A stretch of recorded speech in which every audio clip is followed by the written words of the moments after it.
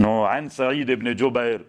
عن ابن عباس رضی اللہ عنہ طالبانو عبداللہ ابن عباس سے دا اللہ عز وجل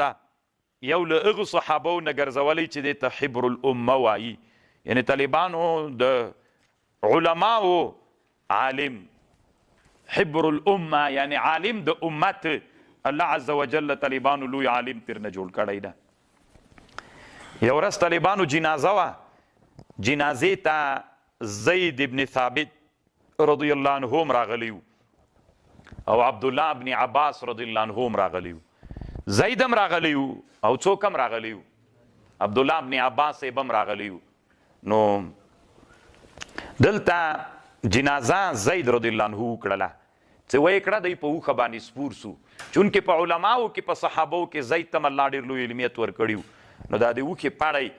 عبدالله ابن عباس ابن ولی نو هغه ورته ویلې زید رضی الله عنه ورته ویلې وایي لا تفعل یا ابن عم رسول الله پرېږده پاړی ای د الله د رسول د تره زویه پړی پرېږده شرم د ته د خاندان د نبوت سړی دی ما د اوښې پړی تا نیولی ده نو ده ورته ویلې امرنا ان نفعل بعلمائنا مونږ ته الله امر کړی ده په دې باندې چې مونږه داسې کار وکړو له علماو سره مو لکه دا زه چې کوم په دې مونږ ته امر سوی چې د علم د علماو احترام او عزت وکوي نو دومره تواضع پکې وه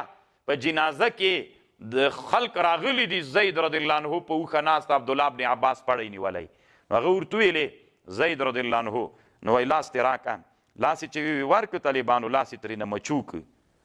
فقبل زید بن ثابت یده وقال هكذا امرنا ان نفعل باهل بیت نبینا نو موږ ته امر سوی چې خاندان د نبوت هم دغسې هغه وکړو عزت وکړو نو طالبانو د صحابو دا ژوند چې ده دا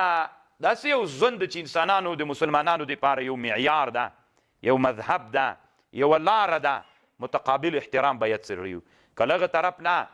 استاز ده د بل طرف نه بیت شاګرد مسافر ده د دوی احترام وسي په ټولنه کې همداسې ایخوا نه سپین ږیری ده ایخوا نه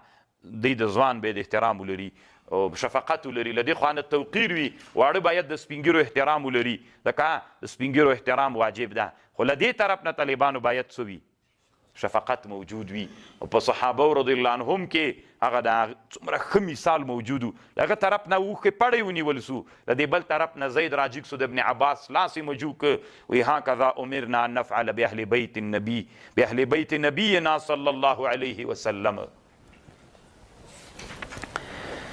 طالبانو د عبدالله ابن عباس رضی الله عنه په مناقبو کې بیخي ډېرو کتابونو مثلا یو لغه علماو نه علامه امام کرمانی چې د بخاري شارح ده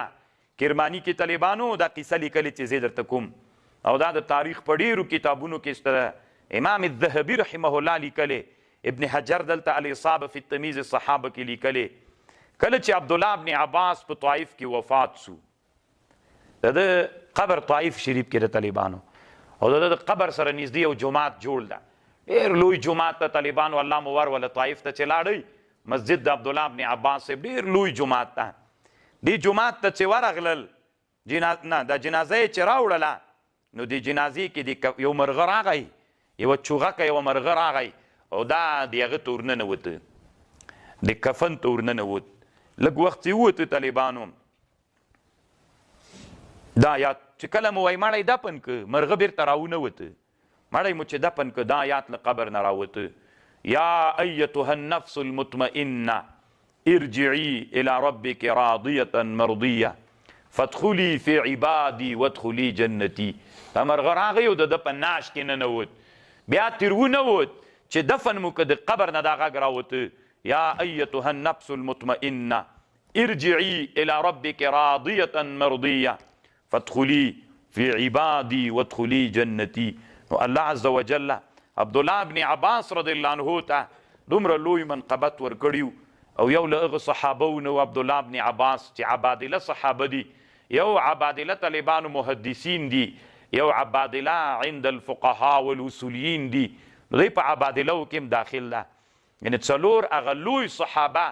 علما صحابه که نه په صحابو کې عبدالله نومي صحابه تر 300 پورې کسان ولته نه عبدالله نومي خدای الله عزوجل یو ځانګړی خصوصیت ورکړیو. نبی علیہ السلام چې کله وفات سو د 14 کاله عمر و، 14 کلن و، کشر و طالبانو.